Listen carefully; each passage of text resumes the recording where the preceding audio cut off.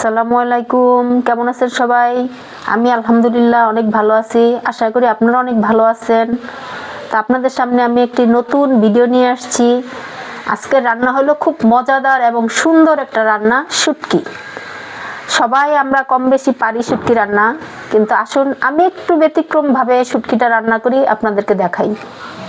তো ফার্স্টে আমার যেটা লাগবে সেটা হলো শুটকি।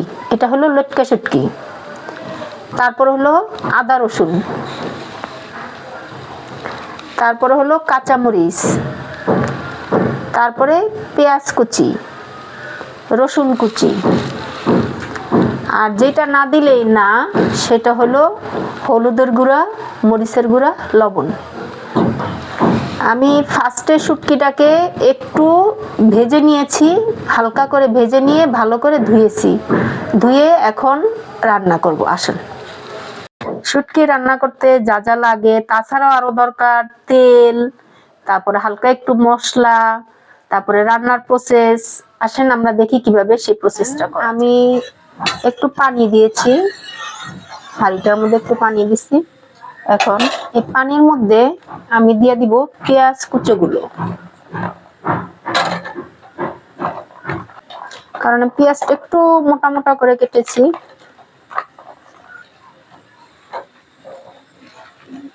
আমার পেঁয়াজটা একটু হাফ সিদ্ধ সিদ্ধ হবে।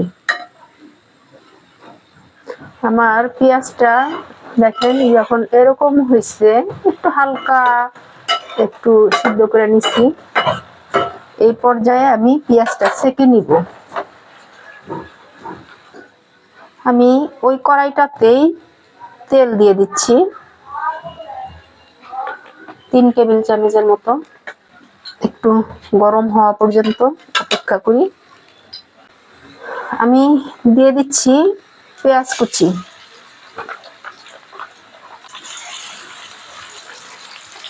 আমি আগে যে পেঁয়াজটা সিদ্ধ করে রেখেছিলাম ওই পেঁয়াজটা কিন্তু এটা না, এটা অন্য পেঁয়াজ, একটু কাঁচা পেঁয়াজ।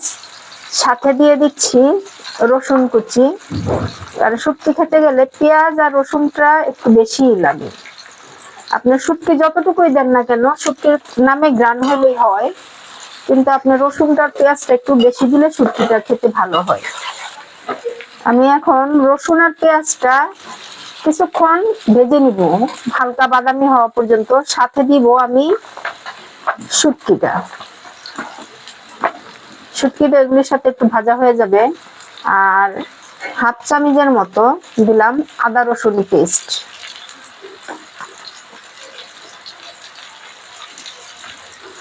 এখন আমি কিছুক্ষণ ভাজবো। আপনারা তো দেখলেন যে আমি পেঁয়াজ রসুন দিচ্ছি 2 ভাগ আর শুটকি দিচ্ছি 1 ভাগ। এখন অনেকেই কমেন্টস করতে পারেন যে এখানে তো শুটকি বেশি রইলই না। আমি আসলে শুটকি এভাবে খেতেই পছন্দ করি। আপনারা যদি মনে করেন আপনাদের বেশি শুটকি খেতে হবে, সেই ক্ষেত্রে আপনারা শুটকিটা একটু বেশি দিতে পারেন। এখন দেখেন আমার যতটুকু ভাজা হয়েছে আমি আর ভাজবো না। আমি এই পর্যায়ে দিয়ে দিচ্ছি পেঁয়াজ যে সিদ্ধ করা পানিটা, ওইটা আমি ফেলিনি, ওই পানিটা আমি রেখে দিছিলাম, ওই পানিটা আমি দিয়ে দিব।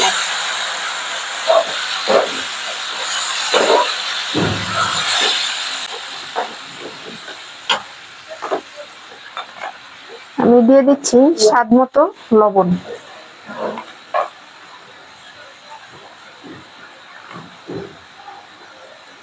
হলুদের গুঁড়া, হলুদ আর মরিচটা একটু বেশি দিতে হবে, কারণ শুটকি একটু টকটকা কালার না হইলে ভালো লাগে না খেতে।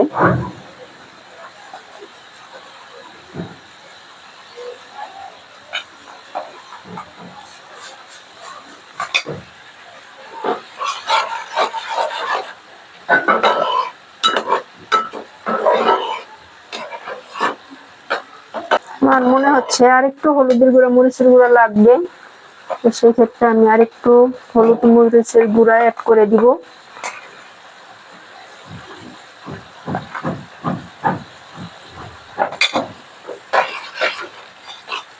এই পর্যায়ে আমি দিয়ে দিচ্ছি ওই সিদ্ধ করা পেঁয়াজটা।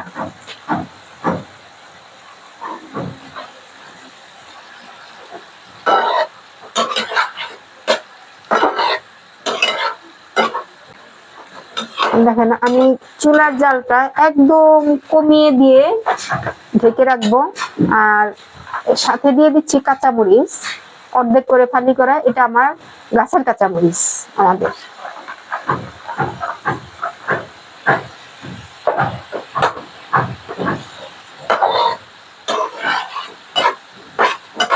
আস্তে আস্তে ভাজা ভাজা হোক, আপনাদেরকে একটু পরে দেখাচ্ছি।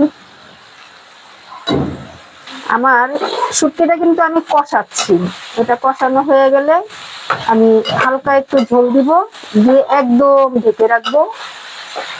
শুটকি তন্নাবতে খাওয়া হয় না, শুটকি রান্না একটু সময় নিয়ে করলে খেতে অনেক টেস্টি হয়।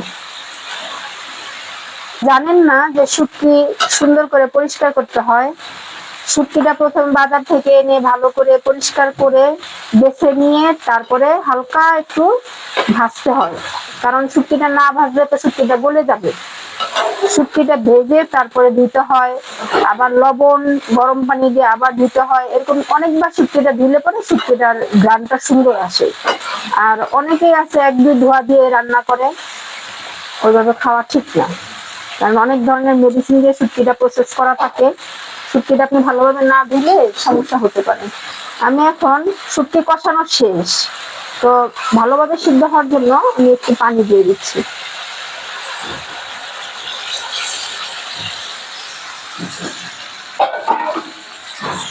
শেষ। এখন আমি চুলার জালটা একদম কমিয়ে দিব, আস্তে আস্তে আস্তে আস্তে শুটকিটা হইতে থাকবে।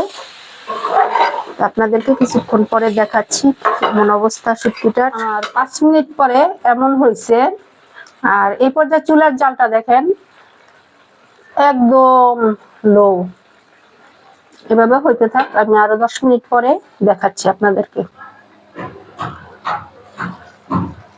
মোট 10 মিনিট জাল করার পরে এই অবস্থা। আমার কথা হলো, একটা সোজা রান্না, এটাকে কেন এত ঘুরপিস করে করে করে করে ঝামেলা করার দরকার আছে কোনো? আমি যে পেঁয়াজগুলি সিদ্ধ করে দিচ্ছি সেই পেঁয়াজগুলি দেখেন একদম গলে যাবে, ঠিক আছে? তো আমার সেই ক্ষেত্রে পেঁয়াজ বাটাবাটির ঝামেলাটা নেই। আর এই হলো আমার ধনিয়া পাতা, কালকে অনেকগুলো ধনিয়া পাতা আনা হয়েছিল, সেই ধনিয়া পাতাগুলি আলাদা রেখে ডাঁটগুলি আমি ফেলিনি, এটা আমি ফ্রোজেন করে রেখেছিলাম, সেই ডাঁটগুলি আমি দিয়ে দিচ্ছি। ফেলে দিয়ে কি লাভ? প্রতিটা জিনিসেরই তো দাম। দেখেন ফ্রিজে রাখার পরে আমি এটা দিয়ে দিব, আস্তে আস্তে হোক, একটু বেশি করেই দিয়ে দেই, এটা কালারটাও সুন্দর আসবে, খেতেও ভালো লাগবে। আমি আসলে চেষ্টা করি প্রত্যেকটা জিনিসই রেখে দেওয়ার জন্য, কারণ কিনা জিনিসগুলো ফেলে দিলে লাভ কি, সেজন্য আমি জিনিসগুলো রেখে দেই।